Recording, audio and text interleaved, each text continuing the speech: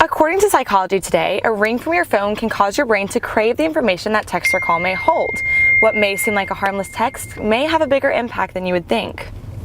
Sherry Evans and Scott Patterson are just two of the 190 students who graduated from this very field in 1987.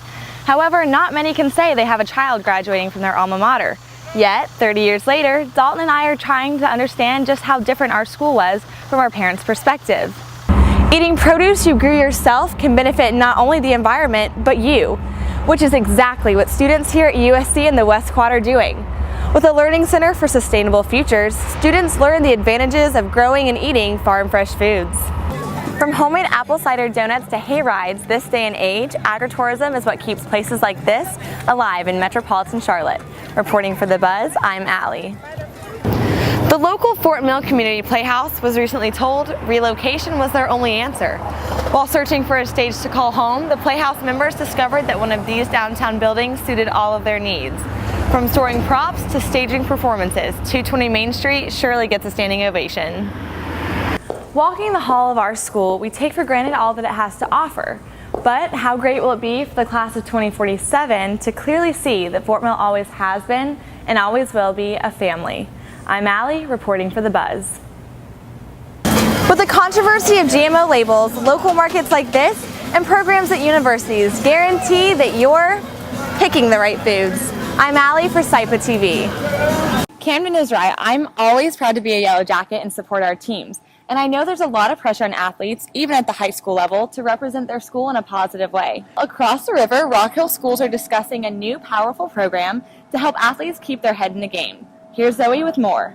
Even more surprising than that, Twitter falls below Instagram on the board with only 313 million users.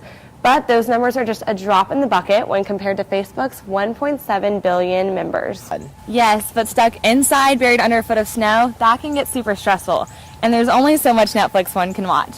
That's why coloring books like these are flying off store shelves, especially during the winter months. That's right. High schools. So, as many of you know, work on a third high school has begun, and it was recently given its official name, Catawba Ridge High School. Which leads to the next order of business, which is creating an official mascot.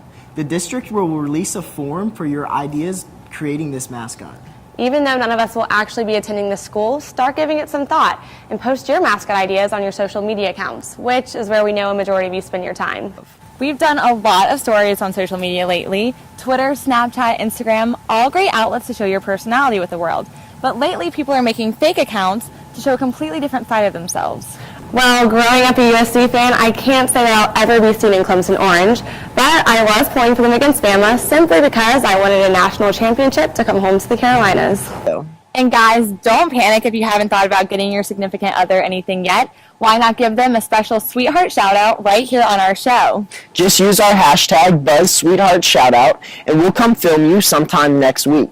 But that about wraps up our show for this week. I'm Saxton. And I'm Allie. Have a great weekend, Fort Mill. I'm now very insecure in my tumbling, so I'm not as confident and I'm not as willing to try new things. I had to go to therapy and get my mind straight for cheering again. Creating both physical and mental harm, not many take into account that cheerleading is ranked as the second highest cause of injuries in high school sports. With practice 6 days a week, the chances of leaving the mat uninjured are unlikely. The cheerleaders work very hard and do a lot of stunts, so their injuries are just as severe and just as hard to rehab. Tumbling is more where they get like the ankles and wrists and those kinds of injuries. But when they're stunting, they are literally throwing people in the air and then having them come down and catch them. So if someone is in the wrong place or the flyer comes down incorrectly, head injury can be fairly common. Concussions constantly make headlines for football, and with cheer, having even one athlete out can keep the whole team from being able to function as a whole. If someone gets a concussion, during the competition season, it has a really big effect on our teams. We can't do everything we need to do if someone is injured and out. Whenever you have somebody else above you and something goes wrong and you're just in the wrong place at the wrong time, it's really easy to get hurt. It's hard because some people, they get hit and they come down and they could be fine, and then other times it's just not the case. I kind of cracked my skull The doctor said that I had to stop cheering for a year. While doctors find it easy to diagnose concussions in other sports, the head injuries induced from hits and stunting and tumbling are not as easy to notice. They do lots of hard stuff, so they come in like any other athlete. They're pretty even with most of the other sports. Actually doing competitive cheer and tumbling and exerting yourself and tossing people in the air is definitely a sport. Reporting for The Buzz, I'm Allie. The last generation that farmed professionally in my family would have been my great-grandfather, and he farmed it as a kind of a 19th century cotton farmer. I'm the 5th generation to be on this land. Running a farm was really the farthest thing from my thought process. When the production of cotton came to a close, a future in farming seemed to be merely a hobby for those living on this century-old owned land, until one family member revived the heritage of his ancestors. This half of the farm that the current strawberry and pumpkin farm is on was the family private farm where they grew their own private crops. My grandfather lived here and would have a big giant garden, and back then you gave everything away to the neighbors. They did it sort of as side income. My son Kevin, he started listening to my brother Tim, who was urging us to start a U-pick strawberry farm. He gave up on his mechanical engineering career and went full-time into farming. It wasn't until we started working on it that it got busy again. In 2006, the Halls embarked on the ride of a lifetime when they transitioned into a family-run business and reopened the farm to the public. My wife and I run it together. She does a lot of the public interaction, a lot of the marketing. We wanted to create a family atmosphere at our farm, so we add hay rides and corn maze and family activities to make it worth your while, which is called agritourism. So I concentrate on the farming aspect, on all the logistics. It is a full-time job just taking care of strawberries and pumpkins. It's quite remarkable that they and their 3 children within the city limits of Charlotte are growing up as farmers and having the classic farm life. To see it grow over the years and to see the same families come back again and again, that helps reassure us that we're doing something right. From homemade apple cider donuts to hay rides, this day and age, agritourism is what keeps places like this alive in metropolitan Charlotte. Reporting for The Buzz, I'm Allie. Just 49 years ago, Mary Starnes, grandmother of Fort Mill High School senior Ellison Starnes, was still not considered equal to some of her peers. Although the civil rights movement was in existence, Mary's parents taught her that knowledge was the most important weapon. Our parents encouraged us that education, being the best that you could be, is important. We taught our kids the same thing, that you can be anything you like to, just work hard. Accepting nothing but success amidst apprehension, Mary, along with her 5 siblings, all went on to graduate college and make names for themselves.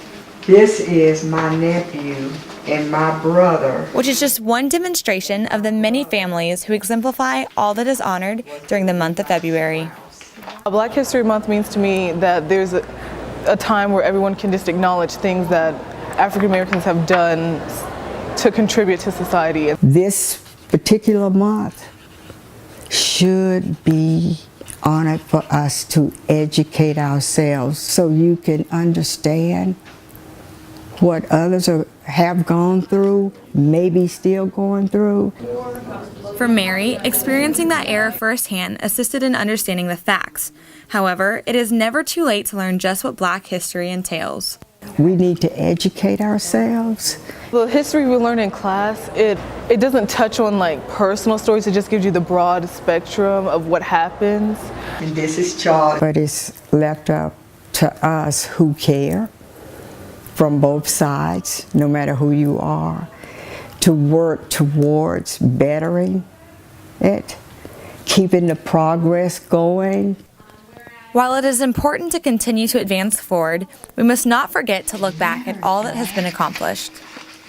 It makes me feel like everyone should take it a little bit more seriously whenever we talk about it, because they don't realize that all of us do have family members that actually lived through that time and actually got treated poorly by people. You are important. You matter. Do not ever allow anybody to destroy your spirit. For many, February is not just another month, but one to reflect back on the achievements of their ancestors while also celebrating current contributions. Reporting for The Buzz, I'm Allie. Sherry Evans and Scott Patterson are just two of the 190 students who graduated from this very field in 1987. However, not many can say they have a child graduating from their alma mater. Yet, 30 years later, Dalton and I are trying to understand just how different our school was from our parents' perspective. She just told me that things were a lot different, which is kind of weird because it's still Fort Mill High School. You have to remember it was a lot smaller when we went there. It was just kind of the main building, so it was huge compared to what we came from. You know, even though we were in a new building, you know, you make the best of it. All they had was books and dictionaries and stuff, so I'm sure it was a lot harder in high school. Since then, Fort Mill has come a long way, but the traditions have stood the test of time. There's still the student section at the football games. That's always remained the same. Naturally, the larger the class, the more spirit that you will have. You kids have taken it to a whole new level than what we took it to. The UDP and things like that, I mean, that's pretty cool to see. The school spirit doesn't have to end once you graduate, and for many teens in the 80s, that's just what made Fort Mill so special. Once I had a child, I did realize that I wanted him to go to a school that was as good as Fort Mill High. I think it's a neat legacy to have your child graduate the same high school as you. I hope he will be able to remember is how fortunate he is to go to a school where so many things are offered to him. You only get one crack at high school, and you're about to graduate and go on to the next level. And, you know, as a dad, that's kind of hard to tell you. So, enjoy it. Walking the hall of our school, we take for granted all that it has to offer. But how great will it be for the class of 2047 to clearly see that Fort Mill always has been and always will be a family. I'm Allie, reporting for The Buzz.